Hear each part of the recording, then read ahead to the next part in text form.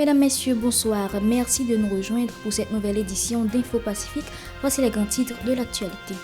26 armes ont été saisies par les forces de l'ordre et pas moins de 40 personnes ont été interpellées, a indiqué le porte-parole de la PNH dans un bilan présenté sur les dernières interventions de l'institution policière. Des tirs nourris ont été signalés mardi dans la zone de Turgeau à proximité du Sacré-Cœur. Nouvelle flambée de violence enregistrée dans le département de l'Artibonite. Les bandits armés ont attaqué mardi la localité de Beaufort de la commune de Petite-Rivière de l'Artibonite. Plus de 200 femmes et filles ont été violées, 80 personnes sont portées disparues et 100 autres blessées lors des récentes attaques perpétrées par les bandits contre la commune de Mirbalais selon la Fédération des organisations sociales pour l'encadrement des enfants. Le CPT appelle les autorités judiciaires à instruire sans délai les dossiers des personnes visées par des sanctions internationales. Une association dominicaine a exhorté le gouvernement dominicain à régulariser la situation administrative de 15 000 travailleurs haïtiens sans papier sur le journal Listen Diario. Nous observons une pause, nous revenons pour le développement de ces titres et d'autres informations. Chef, bienvenue dans le développement du journal. Comme annoncé un titre, des riverains ont signalé des tirs nourris dans la zone de Turgeau.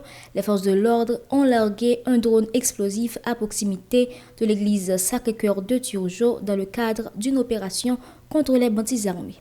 En outre, une nouvelle escalade de violence secoue le département de l'Artibonite depuis le week-end écoulé. Des malfrats ont attaqué mardi la localité de Beaufort dans la commune de Petite-Rivière. La veille, 4 personnes avaient déjà été tuées lors de plusieurs attaques coordonnées dans différents quartiers de cette commune. Face à l'inaction des forces de l'ordre, les habitants lancent un appel pressant aux autorités à intervenir en urgence. Le porte-parole de la police nationale d'Haïti, le commissaire Michel-Ange Louis-Jeune, a présenté mardi un bilan des opérations menées en avril. Selon ses déclarations, 26 armes à feu ont été saisies et 40 individus arrêtés pour détention illégale d'armes, complot contre la sécurité intérieure de l'État et association de malfaiteurs. Le commissaire a également indiqué que plusieurs zones de la commune de Léogane, notamment Flon, Jasmin et la colline ont été reprises par les forces de l'ordre. Il a réitéré l'engagement de la PNH à œuvrer pour le rétablissement de la paix et de la sécurité. Parallèlement, la coordination de presse de la PNH a informé que le conseiller président Leslie Voltaire s'est entretenu à 2 reprises lundi et mardi avec le directeur général AI de la PNH, Ramon Normil, à la direction générale située à Claircine, afin d'évaluer les stratégies de sécurité mises en œuvre. La Fédération des organisations sociales pour l'encadrement des enfants en Haïti a publié un rapport alarmant sur la situation à Mirbalais, dans le département du Centre envahi par des gangs armés. Le responsable de la planification, Jacob Charles, a révélé que près de 10 000 familles ont fui leur domicile, incluant 12 000 enfants, 2 000 femmes enceintes et 2 000 personnes handicapées. Le bilan fait également état d'au moins 200 cas de viol sur des femmes et des filles, de plus de 80 personnes portées disparues et de 100 blessés. Des établissements scolaires et de santé ont été incendiés, ainsi que des habitations et des véhicules. Écoutons-le au micro de Sorachama Joseph et Marie-Carmel Auguste. Mirbalais le 7 avril 2025, environ 100 000 personnes, soit 10 000 familles en moyenne, 2 000 femmes enceintes, 2 000 personnes à mobilité réduite, 12 000 enfants âgés de 0 à 17 ans ont été contraints à se déplacer de la commune de Mirbalais suite aux attaques de gangs armés enclenchées dans la nuit du 31 mars au 1er avril 2025. D'après les chiffres fournis par des enquêteurs dont a pris connaissance la Fédération des organisations sociales pour l'encadrement des enfants d'Haïti, forcés, tout en faisant état de familles entières, brutalement anéanties à leur domicile et d'autres personnes, y compris 200 femmes et des filles abattues et violées pendant qu'elles tentaient de s'échapper. Plus que 100 personnes ont été blessées par des projectiles et 80 personnes ont porté disparu selon la même source d'information. Des maisons, des véhicules, des motocyclettes, des hôpitaux, des écoles et des marchés auraient été incendiés dans la zone de Traïnon, la zone de Latin et au centre-ville dans des nouvelles attaques de gangs armés. Afin de remédier à cette situation, la police nationale d'Haïti, les forces armées d'Haïti et les forces multinationales ont été de repousser les bandits dans la dite commune, mais sans succès. Enfin, la majorité des personnes déplacées à Mirbalais, environ 80%, ont trouvé refuge dans la commune avoisinante, dont 11 sites situés à Hinche. Méthode nous utilisée, nous travaillons avec mairie qui est en place là, la mairie de Mirbalais, ainsi que la mairie de Hinche, et nous travaillons avec des enquêteurs en mairie pour permettre que nous-mêmes nous te remonter avec ensemble de familles et aussi Timoun qui n'en abri ça. Jacob Charles appelle les autorités étatiques à l'unité, plaidant pour le retour des enfants à l'école et des déplacés dans leur foyer. Il exhorte également le Conatel à reprendre le contrôle d'une station radio tombée aux mains des gangs afin de la restituer à son propriétaire légitime. Ses propos. Maintenant, nous-mêmes, en dedans, forcés, nous abdi avec le gouvernement en place là. Au lieu de chita entre eux, pour nous tirer à boulet rouge. Dit c'est directeur général police qui pas bon. Dit c'est ministre qui pas bon.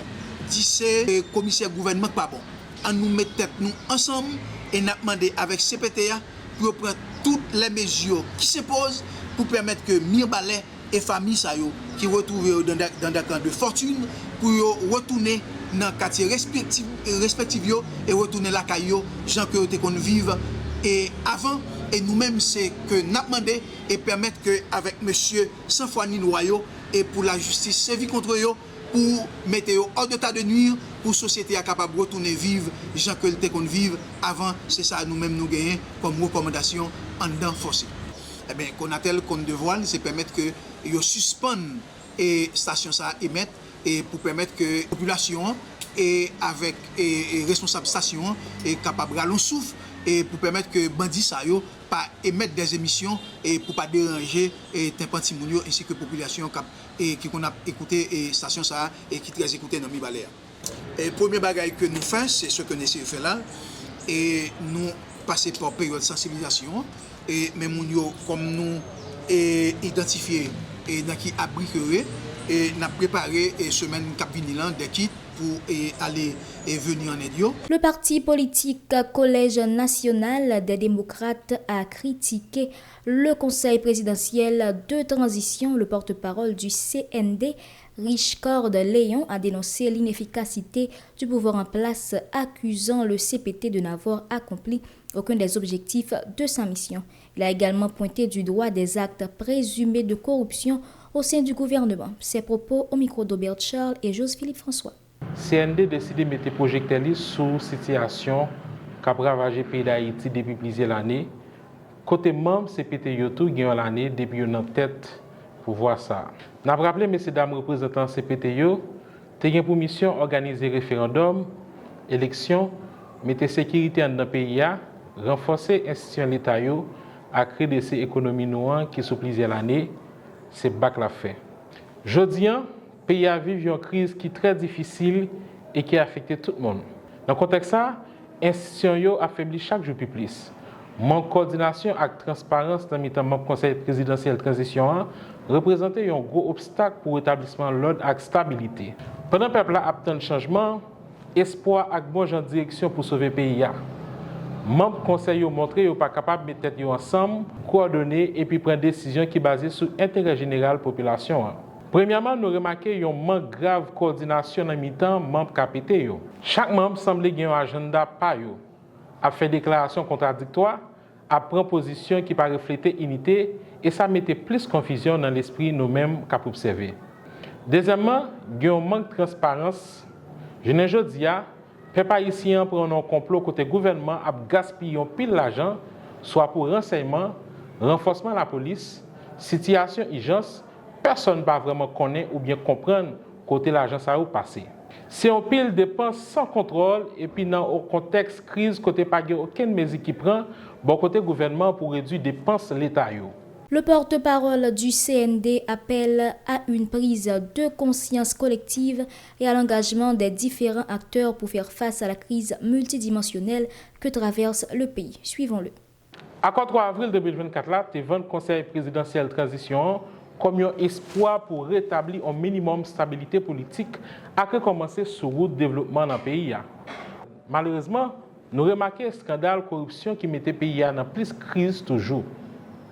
Conseiller ça a montré qu'il pire passer la loi. Yon autre bord, volume de sécurité et action criminelle yo participant jaillit en dans pays particulièrement dans le département de l'Ouest et la Tibonite. Rive KPTA sous pouvoir, yo plus augmenté liste territoire perdu, plus monde couri quitter la caillou et puis a fait face à crise humanitaire. Nèg exami yo continue à défier l'État. Yo participant craser, bouler, violer et puis tuer. Dans le niveau CSPN, là, responsable de la police, là, premier ministre là, et l'autre concerné, pas développé aucune stratégie pour mettre frein à vague insécurité, violence, criminelle gang. Ils n'ont pas présenté aucun plan de sécurité nationale, ils n'ont pas réalisé aucune opération sérieuse pour reprendre le territoire perdu. Membres KPTA te viennent avec belles paroles, belles discours, avec déclarations qui te mettaient quelques espoirs dans la population. Mais je dis, nous regardons les résultats contraires. Nous obligés de dire ça clair. Il y a un manque total d'action efficace et visible. Les nous analyser tout dérive ça yo, nous obligés de demander KPTA qui ça li réaliser pendant les sous pouvoir. Qui ça peuple a bénéficié comme action concrète. Nous-mêmes dans le parti politique CND, nous demandons l'État qui est responsable, un l'État qui tend d'écrire peuple là et qui est prêt pour agir en faveur yo. Un l'État qui est capable de restaurer la sécurité dans le pays et pour ça fait, il faut que nous pas seulement ouais mesures conjoncturelles mais il faut que nous aller dans la base problème côté richesse pays doit partager avec tout petit peuple là. L'organisation Housing Works a organisé un atelier d'échange à l'intention des professionnels des médias dans le but de renforcer les capacités des journalistes dans le cadre de la lutte pour le respect des droits des personnes vivant avec le VIH-Sida. L'officier plaidoyer de l'organisation, Giro Ambroise, a dénoncé la discrimination subie par ces personnes, les empêchant de jouir pleinement de leurs droits fondamentaux. Écoutons-le au micro de Shilov Semeksan et Franz Michael Stevens. L'activité ça, c'est une activité qui c'est initiative donc de Fonds mondial qui supporté par Corinne avec Housing Works. Donc c'est une activité qui fait donc pour former et sensibiliser donc population en général. Donc nous prenons les acteurs clés. C'est ça que fait dans le cadre du journée aujourd'hui là. Donc nous invitons donc représentants médias parce que nous pensons qu'il est important donc comme étant acteur dans la société haïtienne, donc formés par rapport avec questions plaidoyer, droit monde, surtout droit population marginalisée. Parce qu'on a parlé de population clé. Population clé, donc c'est un terme technique qui est utilisé donc pour professionnels de santé. Donc en la population clé à rejoindre les personnes transgenres. Donc ça veut dire c'est des gens qui ont une identité qui est différente par rapport avec sexe biologique. Donc et pour joindre tous les personnes donc à ça, donc ça veut dire là garçon qui a un rapport sexuel avec l'autre garçon. Et ensuite, vous joignez les gens qui vivent avec le virus VIH là, dans le sang, et puis vous joignez tous les migrants, et vous joignez tous les gens qui utilisent la drogue, donc addictés à la drogue. Donc, l'important pour que nous fassions connaître dans la population haïtienne, de toute qualité de monde. Mais cependant, les gens, pour le fait que vous marginalisez, donc une série d'accès, très souvent, vous n'avez pas gagné. Donc, accès à soins de santé. Et même les gens qui ont donc ils stigmatisés, ils criminalisés, donc soit peut-être en raison de l'orientation sexuelle, ou du moins tout par rapport avec l'identité de genre, ou du moins tout par rapport avec... L'Association nationale des magistrats haïtiens, ANAMA, a organisé un atelier d'échange à l'intention des juges des juridictions du Cap haïtien, de la Grande Rivière du Nord et de Fort-Liberté. Le coordonnateur de l'ANAMA, Maître Jourdain Robert, a précisé que ces échanges visent à renforcer la capacité des magistrats et à promouvoir les bonnes pratiques dans le cadre de la lutte contre la corruption. Il a annoncé l'organisation d'ateliers similaires dans d'autres départements du pays, précisant que cette tournée prendra fin dans la juridiction de Port-au-Prince. Écoutons-le au micro de notre correspondant dans le Nord, Richard Pierre. National des magistrats haïtiens, dans le cadre d'une série de conférences sur corruption, que Anama choisi et fait conférence débat sur la corruption dans 5 coups d'appel et dans la République là. Et nous commençons à démarrer ou bien nous commençons avec au Cap et nous gagnons pour aller au CAI, après au CAI nous gagnons pour aller à Gonaïve, après Gonaïve nous parlons à Hinch, après Hinch c'est Port-au-Prince clôturé et toute série de conférences sur ça nous avons tout fait élection. C'est dans l'optique ça nous réunissons pour aujourd'hui. C'est qui qualité monde qui était dans la conférence de base? Dans la conférence de base, nous gagnons magistrat CEO, nous avons magistrat de Bouillot, c'est tout ce même que nous visons pour nous vendre produits, pour nous sensibiliser, pour traiter tout dossier bien, pour ne pas avoir de soupçon de corruption sur tête. Laisser à la justice à bien marcher, justice à bien après dans la justice. Thématique qui est développée, c'est que ça, oui. C'est comment éradiquer la corruption au sein de la magistrature haïtienne. Et après, pour t'appeler au Cap haïtien, c'est qui l'autre coup d'appel? Le coup d'appel des CAI. Dans la juridiction d'appel des CAI, qui a gagné Jérémy Ladonne, qui a gagné Koto Ladonne, qui a gagné Okaï, qui a gagné Miragua Nakin, et Jacques Mel et Petit Guam. De son côté, le protecteur du citoyen, maître Jean-Wilner Morin, a exprimé ses préoccupations face à l'aggravation de la crise sécuritaire, soulignant qu'elle contribue à l'exode de la population. Il a exhorté la police et les autorités judiciaires du Cap haïtien à adopter des stratégies efficaces pour empêcher l'infiltration de bandits armés dans la région. Suivons. Le département du Nord, je dis, c'est recevoir déplacés. Ne pas compter vraiment des déplacés dans le département du Nord. Mais le département du Nord, il y a une pression qui fait sur lui, de monde qui a sorti Port-au-Prince, de monde qui a sorti l'Artibonite, de monde qui a sorti le plateau central. Pour qui ça? Parce que ces zones-là, ces départements-là, ils sont contrôlés par les bandits. Maintenant, le Nord, qui va préparer lui-même pour qu'il recevoir un flux de monde, un ensemble de monde dans la population, le Nord va trouver dans une situation que, je dis, un magistrat pas capable, il y a plus de monde qui a fait fatra.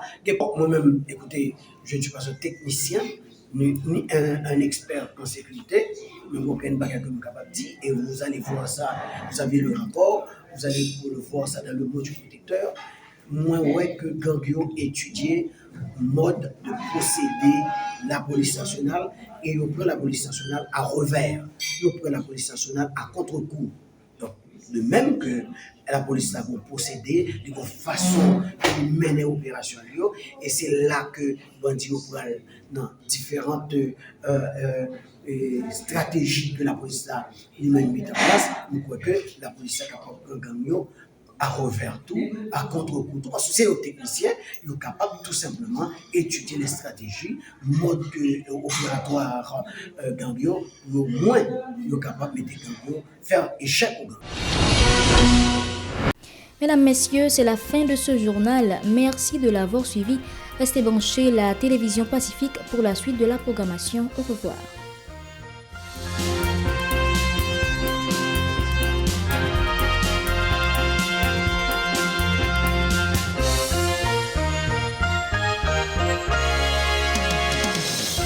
Si vous jugez que cette vidéo est intéressante, n'hésitez pas à liker et partager la vidéo. Et surtout, n'oubliez pas de vous abonner à cette chaîne et activer la cloche de notification pour ne pas louper aucune de nos vidéos.